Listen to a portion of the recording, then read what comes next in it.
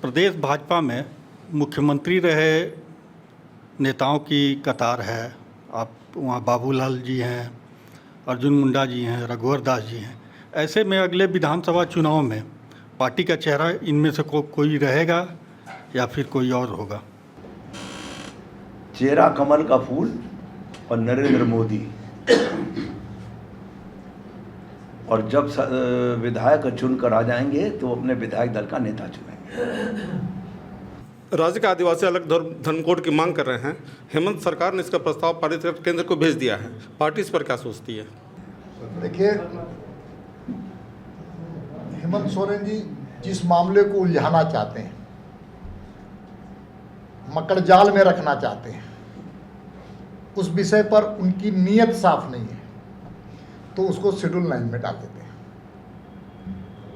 हम सबको जानते हैं कि शेड्यूल 9 में डालने से मामला जुडिशरी में भी जा सकता है।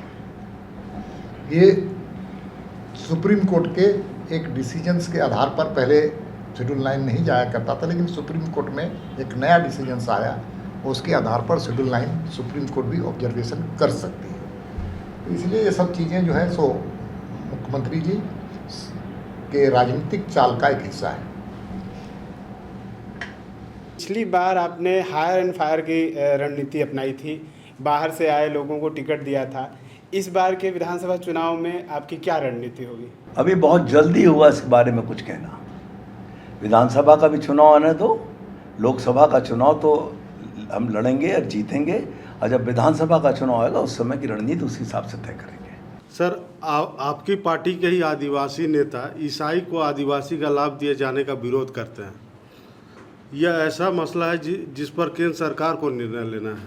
इस पर पार्टी का क्या स्टैंड है? सर, जब निर्णय केंद्र सरकार को लेना है तो पार्टी का स्टैंड केंद्र सरकार से विपरीत कैसे होगा? केंद्र सरकार को निर्णय लेने दीजिए, वो स्टैंड पार्टी का होगा। लेकिन सामान्यतः जो जिस वर्ग के लिए आरक्षण और सुविधाएं सरकार के द्वारा प्रदत्त हैं, संविधान के द्वारा प्रदत्त हैं, यदि उसने फ्लोर क्रॉस करके दलित मुस्लिम और दलित ईसाई बन गया तो क्या उसको दलित का अधिकार मिलना चाहिए? नहीं, इसमें थोड़ा और सबमिशन करें। आप सबको जानते हैं, कार्तिक उरांव का नाम हम सबको जानते हैं, कार्तिक उरांव का। और कार्तिक उरांव ने एक प्राइवेट बिल लाया था इसी विषय पर, जिस विषय पर आप प्रश्न कर रहे हैं। तो उस विषय पर गंभीरता से समाज को फिर से चर्चा करने की जरूरत है। सामाजिक चर्चा आवश्यक है इस विषय पर, और उसके बाद इन विषयों का हम सब लोग अध्ययन करें। सबको निकले निष्कर्ष पर निर्णय लिया जाएगा।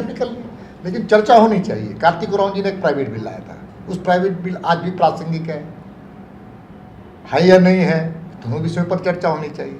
फिर ये होना चाहिए इस पर आगे क्या करना चाहिए, समाज तय करे, लेकिन वो विषय पर चर्चा होना अति आवश्यक है। आपकी पार्टी के अंदर भी खेमाबंदी है, अलग अलग गुट में है, तो इस खाई को कैसे पाटेंगे आप लोग?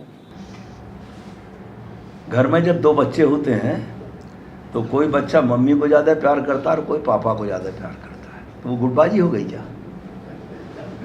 उसी तरीके से भारतीय जनता पार्टी एक परिवार है, और उस परिवार में हर तरह के लोग हैं।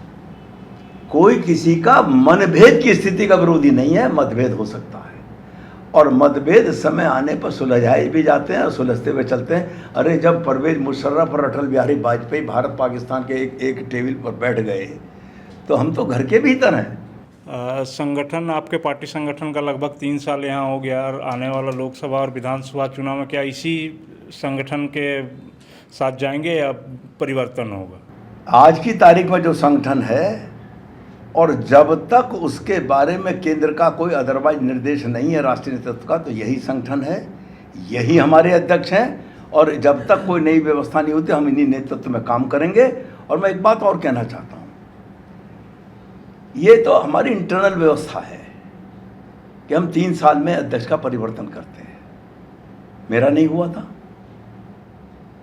तो जब राष्ट्रीय नेतृत्व आवश्यकता समझेगा तो वो निर्णय लेगा।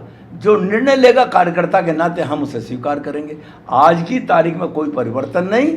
आज की तारीख में अध्यक्ष दीपक प्रकाश और जब तक कोई नया आदेश नहीं आता केंद्र का, तब तक दीपक प्रकाश के नेतृत्व में हम सब काम करेंगे।